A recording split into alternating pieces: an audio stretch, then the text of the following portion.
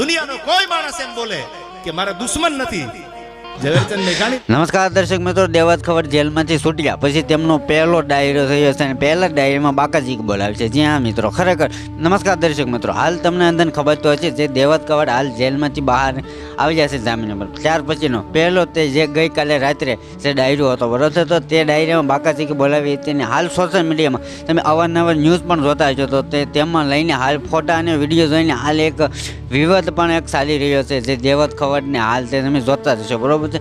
તો હાલ દેવત ખવડને જે ડાયરીમાં શું બોલ્યા છે હું હમણાં તમને સંપૂર્ણ ઘટના બતાવું. તમે વિડીયો પૂરેપૂરો જોયો તમને બધી માહિતી ખબર પડી જાય.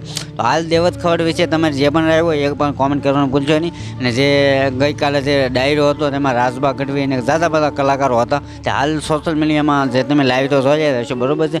તો તેમના વચ્ચે જે પણ ઘટના હોય તે કોમેન્ટ કર્યો અને ચેનલ ઉપર નવા હોય તો સબસ્ક્રાઈબ કરો, લાઇક કરો, શેર કરો અને જોવો સંપૂર્ણ ઘટના જે હકીકત શું બન્યું હતું બરોબર છે.